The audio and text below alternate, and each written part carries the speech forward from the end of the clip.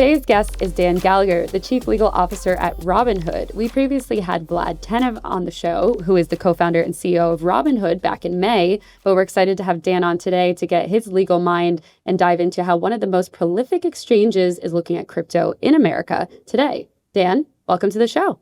Thanks so much for having me. Thanks for being here. If you watched the episode with Vlad, you'll know that we always start off by asking our guests, can you tell us what does crypto in America mean to you? Well, the Crypto in America show and crypto itself in America, right? I'll take that as a two-part question. Sure. A twofer. The show's great, by the way, and I thought the Vlad show was terrific, and kudos to all of you. And Thank you. And so I'm a fan, so it's always nice to go be on with folks that you're a fan of. And then crypto more generally in America, to me it's freedom. It's we'll borrow the William Wallace line and say it's a whole new path for the financial system, and a movement away, I think, from the centralization of so many activities in the financial markets here that have kept people out of the markets, that have imposed costs that weren't necessary, and have caused just dramatic inefficiencies over the decades. Dan, your career has spanned several decades. You started in the private sector, you went to the government, and then back to the private sector. You joined Robinhood in 2020, and it was right before the meme stock craze of 2021. It's not crypto, but can we get your take on what that experience was like before we do dive into crypto? I mean, that must have been a crazy, crazy time. Yeah. It's a strange twist to that bio is that I actually joined in 2019 as a board member. So I was the first independent board member at Robinhood. And then when COVID hit and, the craziness started to happen, right? When everyone was sitting on their couches trading because they had nothing else to do, and Robinhood exploded. So too, unfortunately, so too did our systems there for a little while. We had that little outage, and they, unfortunately, our chief legal officer, this brilliant woman that Vlad and Beju had brought in, who'd been the GC of WhatsApp, decided to leave at that time. And so Vlad and Beju and I had these standing Sunday 1:00 meetings, and we would talk about everything happening. And one of them was poor, Anne leaving, and they begged me to get her to stay. And then when she wouldn't, they asked me to find a replacement. And I did this big Dick Cheney search, found all these candidates, presented them, and then Beju said, "Why not you?" And I still remember he hounded me for 2 weeks. Why not you? It should be you. It should be you.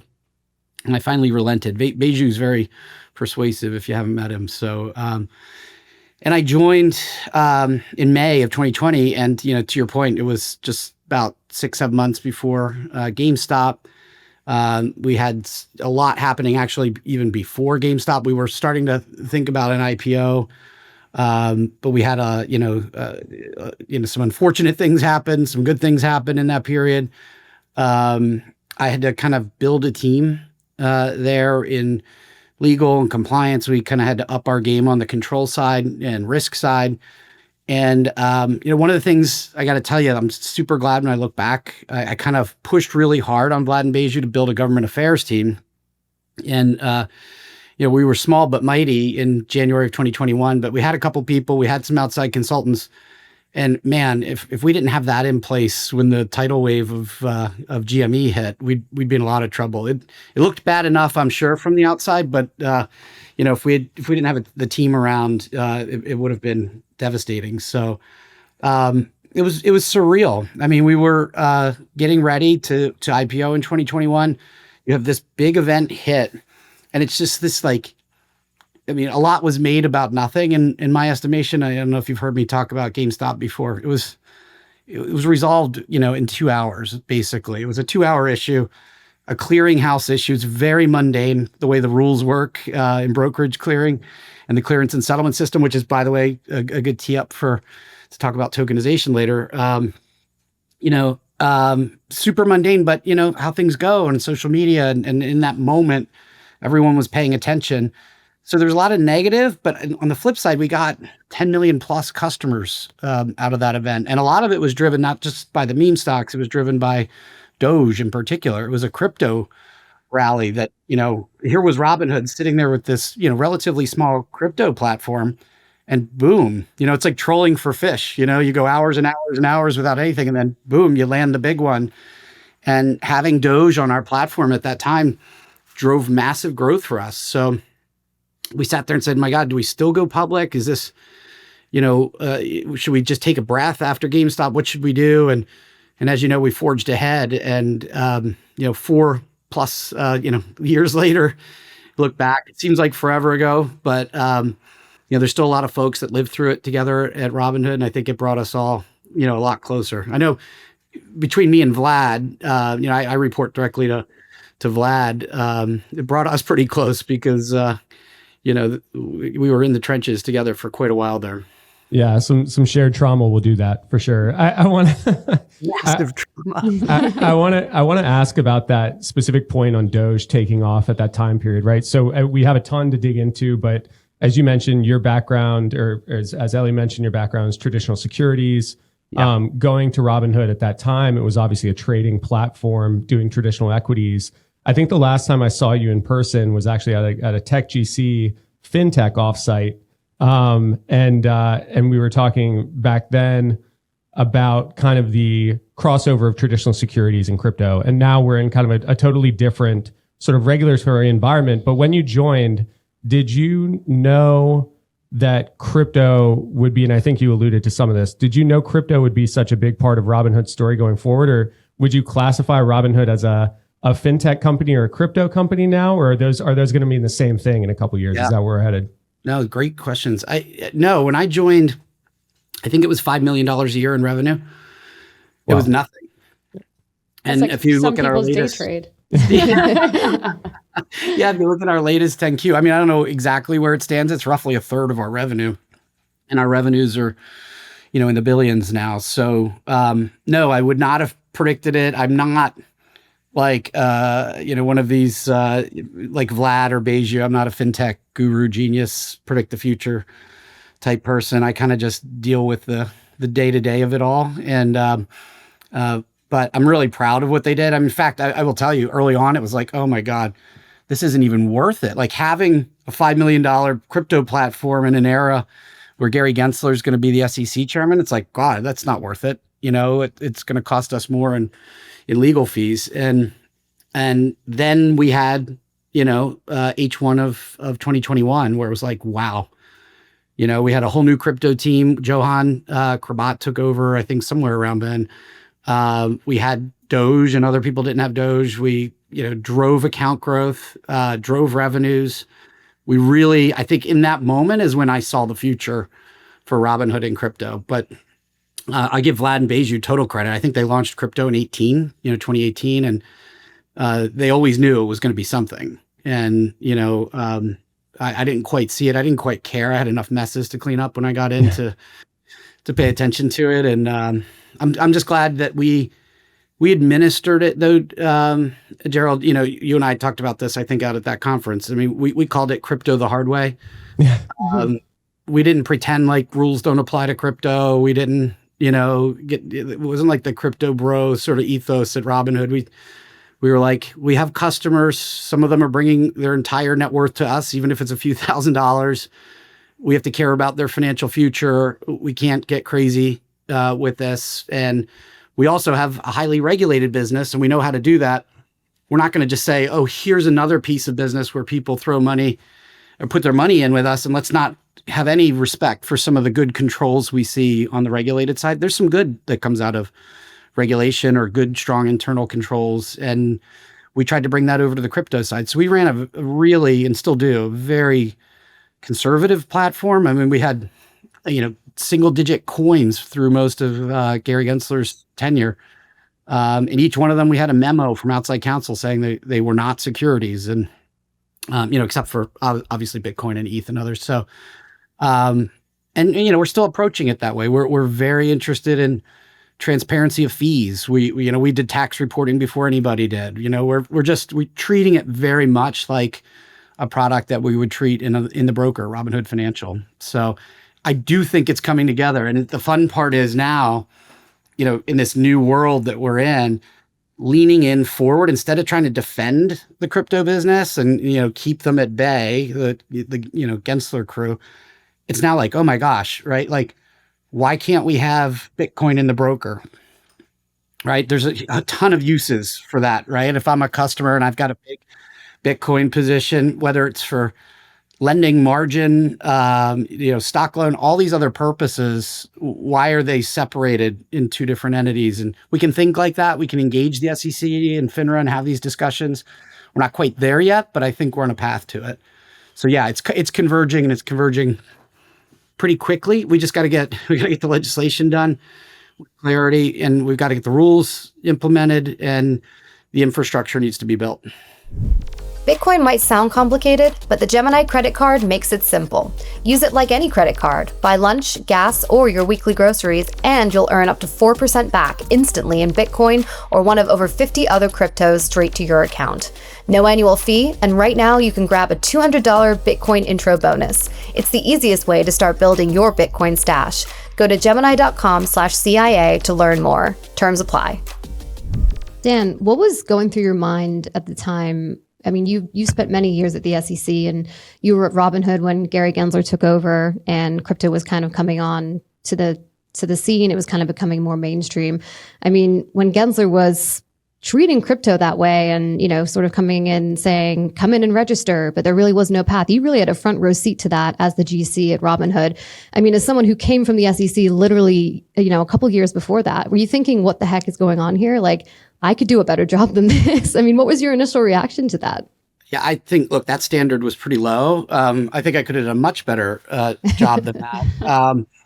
What I really didn't appreciate, Eleanor, you touched it, is saying come in and register, but not meaning it is, to me, like, where am I? Venezuela? Like, this isn't how America runs its markets. This isn't how senior government officials should, be comporting themselves for their agency. Like, and we did it. I mean, I've been very public. I announced it on Squawk Box.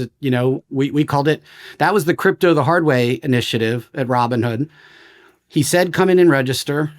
We went in to register. I was a partner at WilmerHale. I was an SEC commissioner. I was, acting head of trading and markets. I knew how to do this.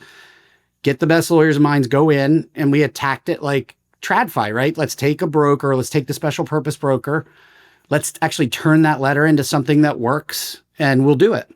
And we went back and forth. I spent hundreds of thousands of dollars in outside counsel fees. We had double-digit meetings with the staff, including the chairman's office and the commissioners. And, at the very end of it, they just pulled the rug out from underneath us and told us the chairman's focused on exchange applications, not broker applications. Year and a half, I think it was, 18 months of that. So, I know Gary. I know him a long time. We actually get along really well. Bloomberg calls us frenemies. But I was very disappointed in that whole period, because if it was real, and if he meant it, there should have been something there. And if you were going to give a registration to anybody, it should have been us, because of what I said earlier. We're running a clean platform. We're trying to do everything the right way. We don't have, 1,000 coins on the platform. We're not doing staking, not doing lending, all these things in respect of regulation, or what at least he was saying. It wasn't real regulation sometimes. It lost us 4 years of innovation in America, and it cost us, I mean, if you think about the time and effort spent, defending against these things. Yep. I mean, so much sunk money, so much sunk resource, mental resource, right? There could have been so much innovation these last 4 years, and there just hasn't been. So it's kind of tragic. Yeah, I want to really get into the current state of things, but first of all, you just unlocked a new life goal for me. I need to be frenemies with somebody according to Bloomberg. I think that's something we can all aspire to. But we're coming off the back of the CoinDesk Summit. So it was the first one on policy and regulation in DC since October of 2023. And you spoke at that one, and it was Chatham House rules. So I'm not going to sort of quote you on anything, but you had some very strong remarks given the political environment of where we are. I've sort of told anyone who would listen that was actually one of the lower points of being in crypto in DC, because it was like, all right, we're not, Bit's dead, stable coins aren't going anywhere. I've pointed out, like, there were members of Congress who were supposed to show up, but they couldn't because they were voting on the speaker for like the 13th or 14th time. Yeah. You had some strong remarks, and I don't know if you can remember them, but how do you, Gerald, I don't care about Chatham House rules. I say yeah, You tell us, Dan. yeah, just vote. The point is, it was, I mean, I think the sentiment, if I can capture it appropriately, was like vote Republican or we're dead in the water. And so how do you think it's going? Like, yeah. I think I was right. And, and I think kudos to the crypto community.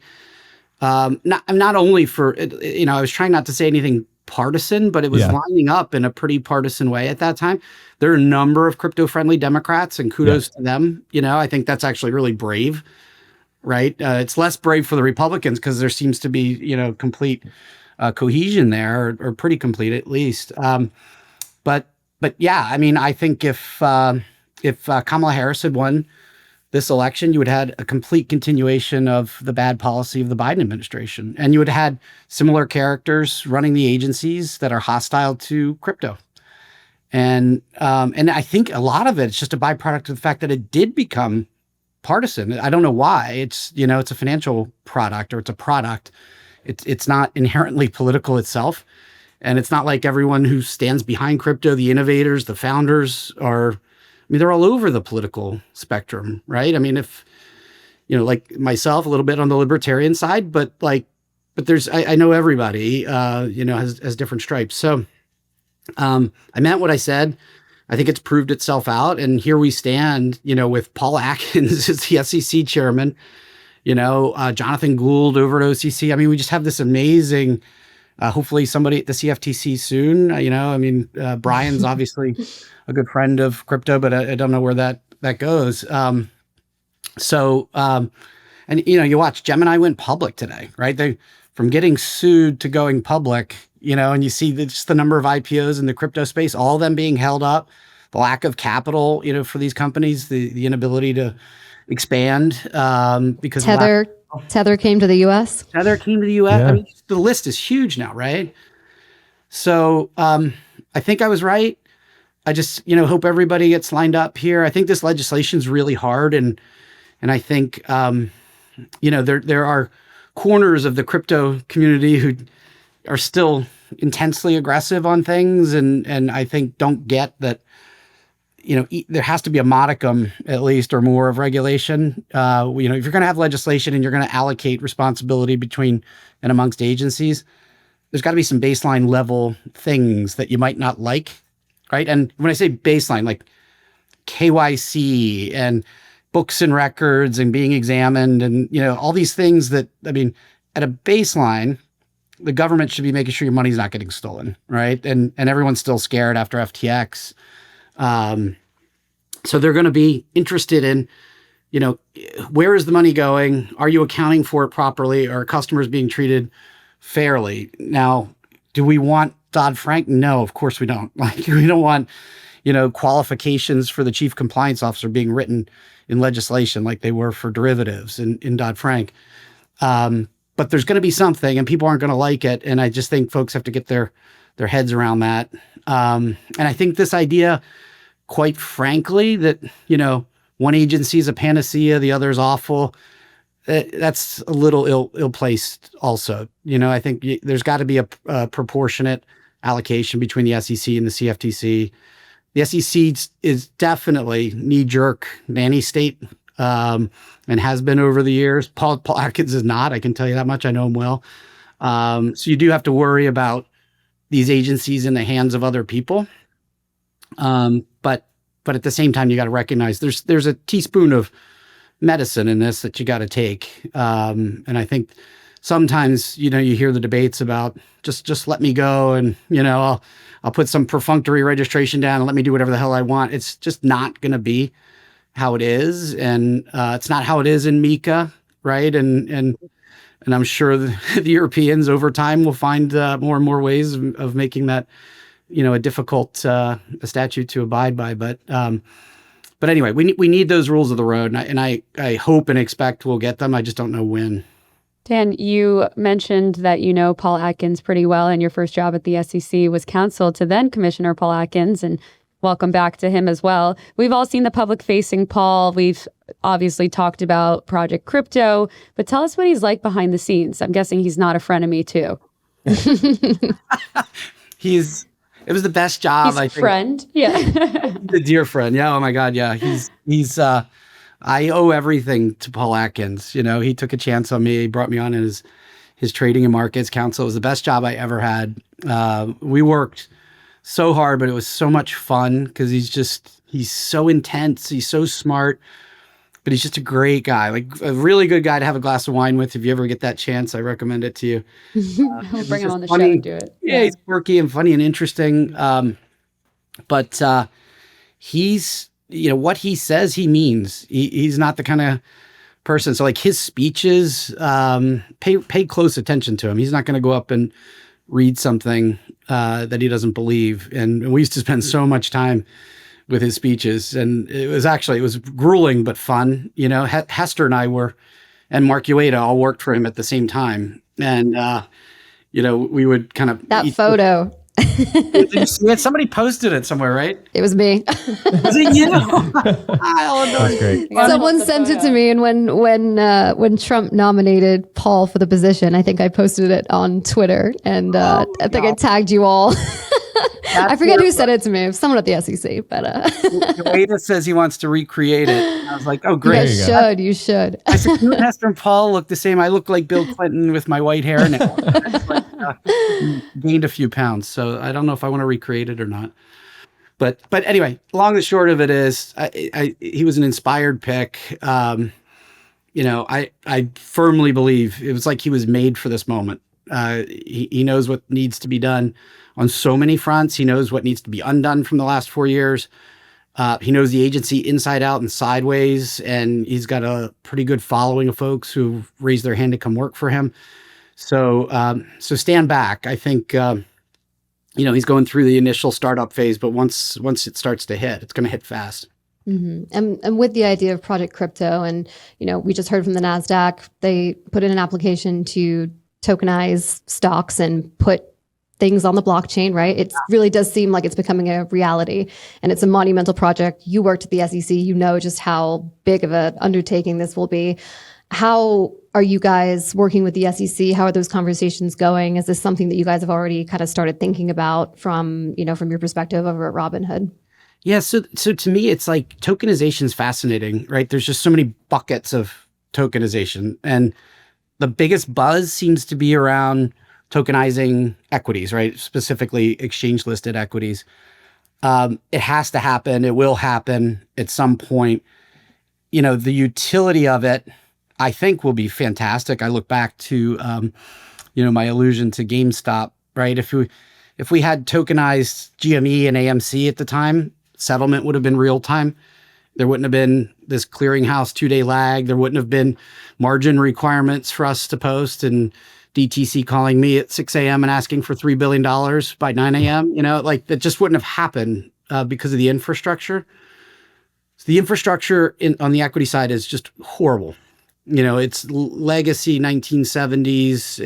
It really arises out of the 1975 amendments to the securities laws. And, central clearing is great. It's a good concept, all that. I'm not attacking, DTC or anything, but, we're still using mainframes for major market participants. They have major outages. They, are sort of controlled by the big banks who also use mainframes, right? So you have to look at where the desire is to move into that space. And it's really by the Robinhoods of the world or crypto firms who want to get into equities trading. It's not by the large incumbents, and it's not by the infrastructure players. So, that to me is going to be a tough one, and it needs to be had. It's the ultimate end game. We'll get there. It's just not, I think, in this first wave of tokenization. The other bucket to me is sort of the private company tokenization. There's an area where, the more time I spend in Silicon Valley and, I'm able now to invest in private companies, and, you have a Carta account, and Carta's great, don't get me wrong, but, not tons of detail on there. You can't transact there. I mean, it's just the system for private company ownership, and certainly, the ability to transact in a secondary market just aren't there. And it's crying out for tokenization. I don't know if you all have noticed this recently, but Avalanche has been on a roll. From FIFA launching their own Layer 1 on Avalanche, to VanEck unveiling the purpose-built fund to back ecosystem projects, the world is watching and building on Avalanche. Web3 gaming? Avalanche-based titles like MapleStory and Off the Grid have it covered. Finance? Avalanche has got that down pat too. Entertainment? Built for that as well. On top of that, starting in 2026, Sports Illustrated Stadium will be the first major sports venue to fully adopt blockchain ticketing powered by Avalanche. Backed by a strong network of builders and dedicated community, the momentum is accelerating on Avalanche for games, music, sports, finance, and more. Want to see how Avalanche is driving adoption? Go to avax.network and check it out. Yeah, Dan, I have to ask about that just because you led into it so well, and it fascinates me, just the secondary trading aspect of things. And, we have companies staying private forever these days. We have very low liquidity in the secondaries markets, and tokenization does seem like an interesting way to implement technology and add liquidity to that environment. There are issues, right? So there's information rights, there's transfer restrictions, all that kind of stuff. And it almost takes me back to when 2018, 17, people were talking about fractionalized real estate, right? And like what you kind of learn trying to go through that process is you have the county courthouse issue. If you're not putting titles on chain, right? You're not putting deeds on chain. What people are actually doing is they're forming an SPV. It's holding the title, and then they're chopping up that SPV. And now you have a token that represents an interest in a property, right? And so I'm curious, like you guys launched an interesting product with OpenAI, or of OpenAI secondaries, I'll say. And that was an interesting moment on Twitter. And then Republic also put out the SpaceX, I think they call them mirror tokens. And so I'm curious, like as somebody with your background who, likes to innovate in this space, what is that product? And anything you can tell us about like how it works? I'm very curious on the back end, like how you're doing that. Yeah. So like, I'm glad you asked too. It's, I love what we did with OpenAI and SpaceX. It certainly got a lot of attention, but you're right. I mean, at the end of the day, it's an interest in an SPV, right? It's like an economic interest. It's not equity ownership. To me, this is like the bridging stage of tokenization, where you have a separate instrument, right? Where there's a token on one side and the underlying on the other. It's like a derivative. That can't and shouldn't be the end state. The end state should just be the ownership, the equity is the token, right? So like a stable coin, right? And you the issuer, private company, public company, doesn't matter. You issue into the blockchain. The token is the equity. There's no question about it. It's, people forget, or maybe never knew, Delaware 8 years ago changed the corporate code to allow for the recognition of tokens as equity interests in Delaware issuers, right? So, I mean, we're a Delaware company. You could do an issuance into the chain and have that recognized as your security, right? It's just like any other paper certificate or or ledger entry like you have today legally. And that to me is the end state, right? That's what we should all want. Like this notion of, oh gosh, I have this interest in something else. And can I vote? And do I get dividends? And I mean, all the sort of contractual things that go around that ownership. We don't need that. It needs to be one for one. We're just not there yet. I think we will get there, and I think we should get there. And I think when we get issuers on board, when we see some really good use cases, like, wow, I like this, right? I did an issuance into the chain. It's a smart contract and it does everything, right? We just have to kind of, it sends out proxy instructions. It issues dividends. All these wonderful things. And I don't have to, I set it and forget it. I don't need a transfer agent. And it has a secondary market. All these things will be so great that I think we'll get the issuer community on board. And whether it's equities, fixed income, Lord knows what, I think we're going to expand that pretty rapidly once we get the use cases out. We're just not there yet. And that's why, but I do think if we're going to get there, it's on the private side first, right? Because you're going to have folks who recognize, to your point, the secondary market doesn't really matter. It matters, but it's not the focus of being private. In fact, you have to control that secondary market, right? Yeah. So it's a nice way to control it.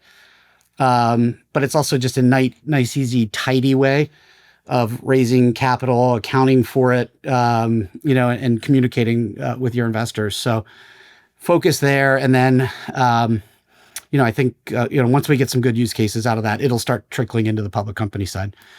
The last bucket, by the way, it's tokenizing real world assets, right?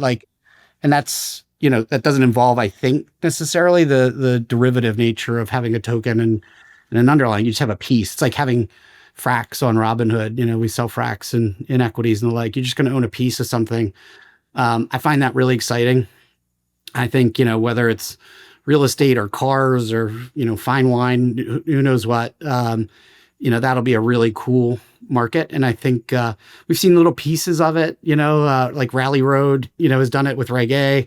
I'm on their advisory board, by the way. But they haven't tokenized it yet. I think, when you get into blockchain-based, real world assets, I think it's going to get more and more exciting. It'll be easier to roll out to a broader audience, which I think will be great. Mm-hmm. I remember at my fireside chat with Vlad out in Vegas at the Bitcoin conference, I asked him, do you need to tokenize everything? That sort of seemed to be the question of the moment. That was back in May. And, he said, he's like, not everything, but a lot of things. He's very bullish on the tokenizing a lot of things. He's but he's also, he's very pragmatic about it. Yeah. Like I said, if you sit there and go, oh my God, the ultimate goal of tokenization is U.S. listed equities, you're going to be disappointed, right? Because it's going to take a lot of work. And I think Paul Atkins and his crew will get us there. But, I know intently how much work that is. And we are, by the way, meeting with the SEC. We do want to do it. I think we, unlike some others, are very realistic about it, though. We're not going in there saying it's just a token. It's not the underlying equity. So let me do whatever I want. Right. Let me have a little world off to the side here in which people trade basically equity swaps, and let's pretend like there's no need for regulation, which is happening. It's real. And it's unbelievable to me because, I think it shocks even small government conservatives who don't want to overregulate, and it goes back to what I was saying. There's got to be regulation, right? I know there needs to be exemption. There needs to be no action relief and other things to actually allow the market to get going. And look at what Paxos did, when Jay Clayton was there. I thought that was awesome. It was so contained and controlled, but they tokenized NMS equities, right? And did their little thing on the side, and it worked. It just wasn't, it was so limited. It didn't take off. And of course it didn't expand, during the Biden administration. There was a report recently, I think this week, that I think it was Bloomberg who reported it, that BlackRock is looking at potentially tokenizing ETFs. And would you say the point of tokenization at the end of the day is just for more liquidity, to get more access, like, kind of 24/7 markets all the time? Like, we don't want Monday through Friday trading. We want, Monday through Monday trading 24/7. We want access like the crypto markets. Is that sort of, is that the be all end all here? I think so. I mean, Vlad, I'm sure you talked about it with him. He's much more visionary than me about it, but this goes to Gerald's earlier point. It's where the convergence of traditional markets and crypto come together, using the backbone of blockchain technology. Everything's going to be 24/7. I believe that intently. There's a lot of resistance. It's funny. I was at a securities trader conference the other day. You talk to them about 24/7. People are like, oh no, we don't, we want to go home, and we don't want to have night shifts, and they'll figure it out. They will figure it out. Yeah. I want to ask, that's a really interesting point about I think Vlad was pretty adamant about, anything with sufficient liquidity, let's tokenize it and let's put it on chain, and it should be tradable on Robinhood. Yeah. And we're seeing a lot of crypto exposure. We talked about crypto focused companies IPOing, but there's also this other side, which is tokens getting into public markets, whether that's through the ETFs or through this new, DAT strategy. And it seems like exchanges and some of the regulators are really trying to figure out how to handle this just explosion of activity coming into their space. So great example is the proposal of GLS versus, 19B4 filings for these ETFs that seem to focus more on, is there actually demand for these products and these assets, or is this like a marketing exercise for your project to get into heavier liquidity. I want to get to, I know we're going to get to the legislation, but on the rulemaking side, how do you think the agencies and the regulators have been approaching just this rush to work with them so far? Look, I think they've done a good job. I think, Hester has been, put down all the groundwork for years to be able to kind of transition into taking over the crypto task force at the SEC, at least. So it's not like they were ill prepared, and they've been thinking about the issues, which is, by the way, one of the virtues of having a minority on these federal agencies, right? When you have a 5-member commission, having 2 members of the other party who might think differently and say different things, it's kind of, to me, and that was my whole job, by the way, during the Obama administration. It's, you want to beat your head against the door every day. You lose every vote. But it's important, I think, for folks to see that there are different ways to think about things, that there might be a different approach, depending on the next election, things like that. And I think Hester exemplified that. So I think they're doing a good job. I think we're in this interregnum, though. And certainly the CFTC is in a massive interregnum, right? There's 1 member to the commission, and we don't necessarily know who's going to be taking over next. And we don't know, after the chairperson is in place, who those commissioners might be, if any. It's just a very odd position for them. And at the SEC, obviously, Paul came in with a strong knowledge of what needs to be done, but the SEC jurisdiction is just so massive that, crypto's a piece, an important piece, I know, for Paul's agenda. But I think, he's just starting to operationalize that. So once we get out of this interregnum period and we become operational, I think you'll really start to see results. The big question for me is, and I testified last year, just about a year ago, in House Financial Services on this. I remember that. Yeah. I was there. Yeah.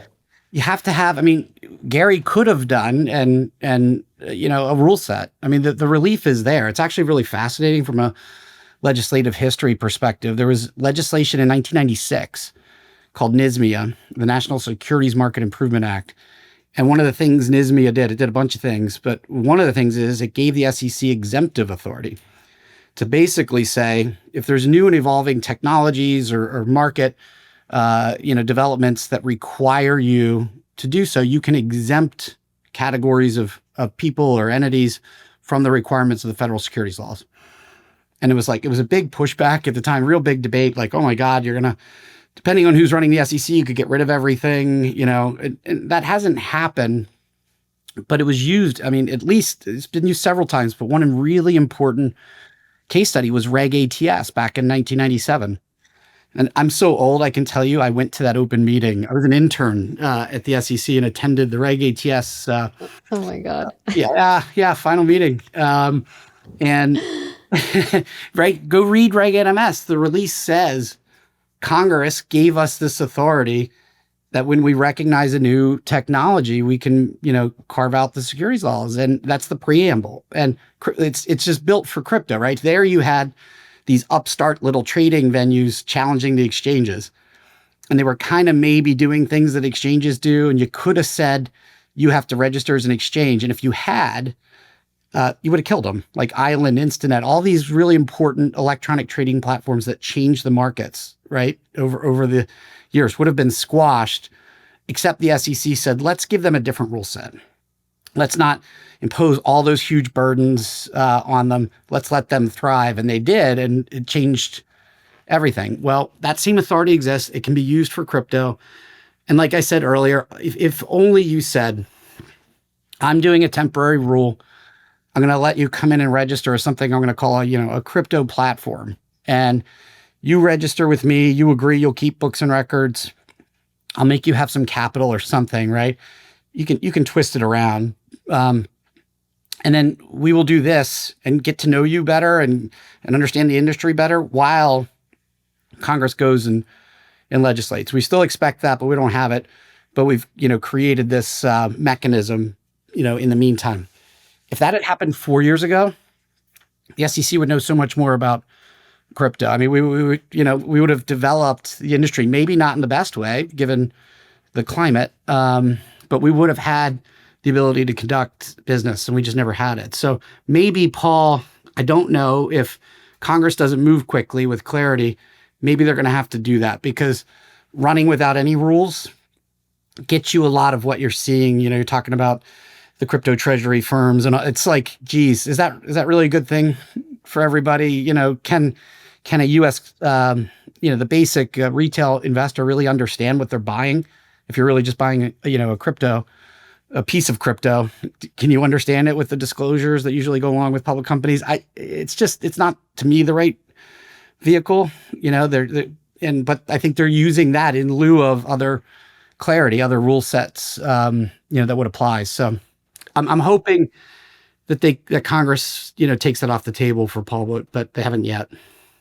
And then with those rulemakings, it's an interesting situation, and you touched on it a little bit with what's going on at the CFTC, but there's one commissioner there, but there doesn't seem to be anything on the horizon that suggests, well, right, for now. But, there's no nominees, right? And there hasn't been any suggestion that the White House might be coming out with any names anytime soon. But, not just for the CFTC, but, Democrats on the SEC as well.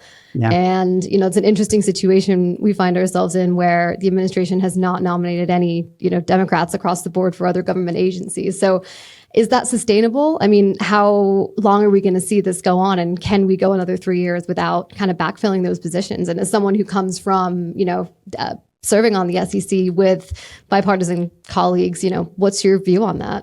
Yeah, this is going to sound so traditionalist, but I just think, I hope the White House decides to populate the agencies with Democrats. I think it is important to have minority voices. I do think it impacts the credibility of the agencies, right? That, there's a check on thinking, if not action, at least on thinking. There's debate, right? There's disagreement. It's healthy. And so I lament that we don't have Democrats being put on there. I hope they change that. I mean, if this becomes the new norm, Eleanor, so I was there from 2011 to 2015, I wouldn't have been there, right? Obama never would have picked me, because he wouldn't have had to if that was the norm. That's a good point. And I mean, look, I never met the president. I never went to the White House. It was Mitch McConnell telling him, here's Dan Gallagher, which is, was fine with me. It's not like I needed a ceremony, but it was kind of, I'm sure for the White House, perfunctory, but it was, viewed as the etiquette. It was, viewed as what should be done. And I continue to believe that. So I'm hoping they can move forward with that and return it to normal order. Yeah, I want to ask, obviously we've covered the agencies quite a bit, but you've alluded to the legislation on the table. So Clarity passed. I imagine you're watching that pretty closely. Now we're starting to get Senate language out. And amidst all this, maybe an area that affects you guys quite a bit is this discussion of the sort of market control test versus this ancillary asset definition. Yeah, I love the reaction already. But so what? So I'm going to remain silent. I'm going to okay. Plead the fifth. That's fair. That's fair enough. I'm curious. Constitutional podcast rights to not talk. There you go. Okay, fair enough. So hopefully we'll get some clarity and some kind of market structure. Yeah. Yeah, I just think we will. And I think, to me, I actually just think the most vexing question for Congress and the regulators is the treatment of DeFi, right? Which is, in the crypto community, obviously such a firmly held belief that just, do not, bring this Washington world into DeFi, let DeFi be. But when you start to write words on paper and you start to say, accept DeFi, it just looks like the carve out that swallows the rest of what you're doing, right? And I think they're challenged with that. And, I'm hoping the community can help them, through lobbying, meeting, just understand better ways to treat it so that doesn't become an impasse. But I think that's one of the primary things they're choking on. And, there's got to be a way. I'm not saying I know exactly how, but there's got to be a way, to get around that. Yeah, there's definitely going to be tension there, I think, because the Democrat draft that came out this week was still very heavy, I noticed, on the language, applying for, DeFi platforms have to apply with the BSA as a bank, and, they have to AML, KYC. It's very much of what we've heard over the last, couple years on, and things that the DeFi Education Fund and, their allies have been advocating for to kind of loosen up a little bit, where it's like, we are not making software developers apply as banks, because look at the Roman Storm case, look at all the, the Samurai Wallet case, things like that, where it's like, okay, we have to allow for some, innovation here. We have to allow for some maybe relaxing of the rules, just because this technology is so different than, the traditional platforms. As you know, working at a TradFi / crypto company, Dan, you're kind of a mix there, but it'll be interesting. We have Robinhood Wallet, right? And we want you to DeFi, and we don't, we're believers in DeFi, and honestly, from our perspective, it's like, who knows where Robinhood goes on the crypto side going forward. We could have a DeFi platform. You just never can predict it. And so, I think it is a huge challenge, and I'm able to put myself back in my old shoes and go, dear Lord, this is a tough one, right? How do we support the innovation that's already been created? Again, with the maybe most minor amount of protections there, so you don't kill an industry. And that's not the reaction that you usually get out of Washington. It's easier and safer to say we loaded this thing up. It's to do Title 7 of Dodd-Frank, right, on swaps, where literally they prescribe who your CCO should be.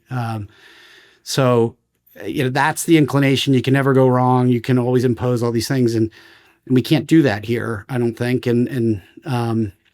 But they need to get past it. They need to kind of find a resolution on it. I'm curious. I have to ask, and you can plead the podcast fifth again if you need to. But we've seen, obviously, one of your competitors, Coinbase, come out with Base and start doing a lot in kind of the roll-up space with that chain. We saw the Tempo project announced recently. Stripe coming in and sort of co-launching an L1. Is there a world where do you see benefits of owning a product like that alongside something like a wallet as commercially beneficial to the business? And then two is, would Robinhood ever consider launching something like that? Would there be a benefit to that? I defer all these strategic things to Johan Krubat, our head of crypto, who's a literal crypto genius. I mean, this guy not only knows the industry and the strategy, but he goes home and codes it too. So, I mean, he's the real deal. But I would tell you, all things are on the table for us, especially with Johan leading crypto.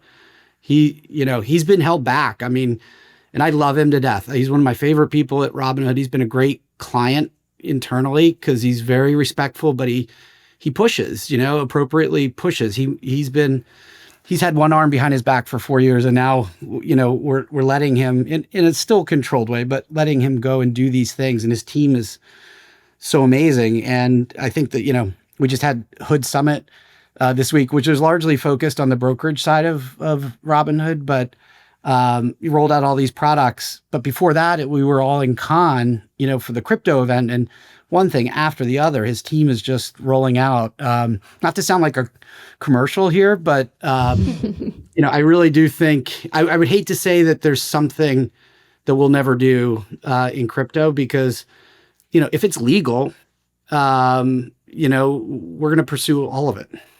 Mm-hmm. Wasn't a no. Yeah, that's the takeaway, Dan. Love it. Yeah. I don't let us do illegal things. So, it's good to know. The one constraint. And here, right, like, we don't know yet, right? We're waiting for clarity. We're waiting maybe for some rules. So in lieu of those, we just try to make sure we do it very safely, and we have good legal arguments for doing what we're doing. Then when it comes to this quote unquote new era for crypto and tokenizing, not everything, but a lot of things, how do you kind of approach it thoughtfully when it comes to being the legal mind and the legal perspective internally, while there's still like that gray area or uncharted waters where there really isn't a guideline or framework to every single thing that you guys want to innovate on? Yeah, it's somewhat evolved a little bit, the way we do this at Robinhood. I mean, if you look back at 2021, 2022, and even most of 2023, I mean, we were just under siege, and crypto, we had whatever it was coming out of the Gensler SEC. We ended up getting a Wells notice, by the way. Even running crypto so conservatively, we got a Wells notice. We had an attack on our options product. We had payment for order flow. We had 5 federal rules, all I say they were Scud missiles aimed at our business model on the equity side, including the predictive data analytics rule, which would have killed all types of app-based financial services. One of the stupidest rules I've ever seen proposed. They should be ashamed for having proposed that. It was so great when Paul, pulled that off the Federal Register. So we were so under siege and so in the bunker. Your advice is sort of calibrated to that. You're not the average company. You're not the average firm at that point. You have to do things a little differently because the focus is so on you. And now it's different, right? We settled up, our cases with FINRA and the SEC earlier this year. I won't give commentary on those. You're not allowed to with an SEC settlement. They muzzle you. You're not allowed to comment on them. I'll tell you the FINRA one was a load of crap. But putting that aside, we cleared the slate there. And our ability to be more creative in our lawyering and in our advice, it's there now, right? You sit there and you say, hey, Johan, all these things that were gray and we didn't do because they were gray, we actually believe, in lieu of the legislation coming or rules, we think we can do this not because somebody else is doing it, but because legally here, and we explain. So we're trying to push and help them. They're creative. They're going to come up with a million ideas a day, but we're trying to revisit where were we a little more conservative than maybe we need to be now. We're never rolling out things that are illegal or non-compliant with existing rules, but where do we have a pretty good argument that this should be treated this way? And now we're able to actually call up the regulators and say, we think this, is there a problem with that? And we're getting cooperation. And so it's blossoming and, it's evolved. And I think too, for us at Robinhood, we went from, and Eleanor remembers this from our earliest conversations about, Robinhood years ago, this little thing, that wasn't taken very seriously, this little app with 20-year-olds running it. No one really cared much for it, to, a pretty substantial, I think our market cap's $100 billion today. And, we're a substantial financial institution. Join the S&P 500. Join the S&P 500. How about that? Isn't that cool? Super cool. Amazing. I got to say that feels so good. Vlad's very, Elon Musk about it, and nobody celebrate. We have so much more work to do, and you're like, oh, come on, Vlad, just for like a day, let's pop the champagne. Yeah, he's ruthless. But for me, I can tell you, looking back to those days we talked about in 2021, and thinking you'd be in the S&P 500, like no way, right? So I think that impacts our ability and our credibility to negotiate. This all goes to this legal analysis or regulatory analysis. We have more confidence. We're taken more seriously. We should be. The legal team we've put together here is tops in financial services. It doesn't matter. Crypto, brokers, doesn't matter. I'd put it number one. The talent we have, our outside counsel. Just the whole thing is so good. And, we're trying to keep up with our product team. We're trying to keep up with the engineers, right? They're just ruthlessly innovating, and we have to do that too. So now, though, we're doing it without the mortars coming in. It's a whole new day. And I told my team coming into this year, I was like, guys, everyone needs to develop these muscles. All your muscles are geared towards defense, and now we have to go on the offense. And people are having a lot of fun with it. Well, I think we're going to wrap up here. I got one last question for you, Dan, and that is, can we expect an SEC chair Gallagher at some point in the future? All right. I do hear there are some openings at the CFTC. If you ever want to go over there and deal with that. If I didn't want to take the SEC, I don't know why I would take the CFTC. No slight to the CFTC. I have a lot of friends there. I'm home today. You can see I'm working from home. My wife's not here. I would bring her up and make her answer that question for you, Eleanor. She's in control of my return to government future. Oh, as we know from that Charlie story last year. She featured prominently in that one. I could strangle him. But let's just say Charlie wasn't too far off the truth there. I don't know. Look, I'm having besides working for Paul Atkins, I worked with him twice. I actually worked with him at Potomac for a year after I left the commission. But working for him as his counsel was the best job I ever had. This is probably, it ties that, or it's, really close behind second. I love this. I love this job. I love Vlad.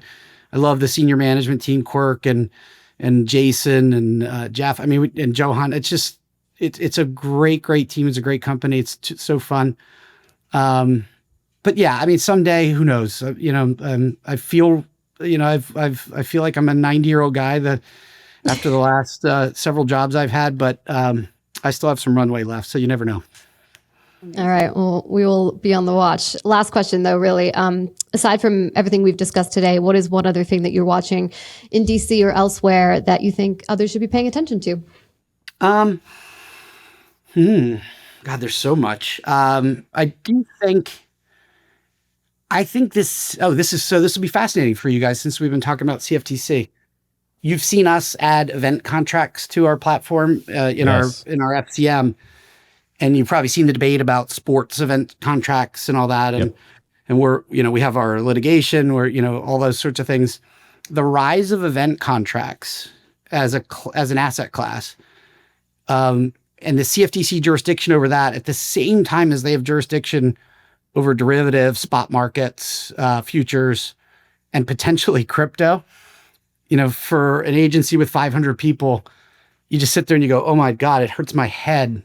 The trillions of dollars of notional that would be overseen, and they literally event contracts and I think crypto at the same time it's like a horse race for the CFTC who's, they need to get clarity on event contracts. It'll happen, I think, through the court system. My guess is they'll end up retaining, most, if not all jurisdiction there.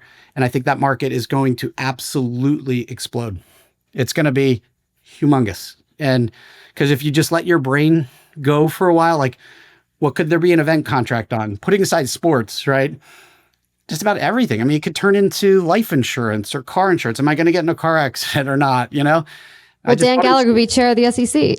Yeah. I'm pretty sure there was. There totally was on Polymarket and on Kalshi. I don't like those though.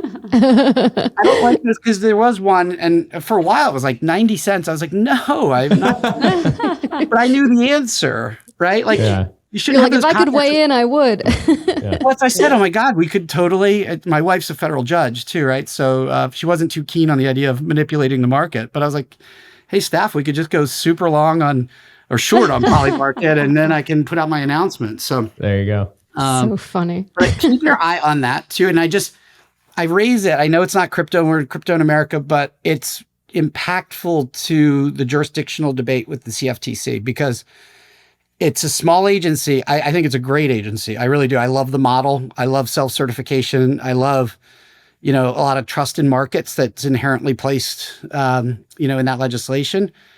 You just start to wonder that when things are really retail, like event contracts and cryptos, really retail, is it going to change the nature of the CFTC?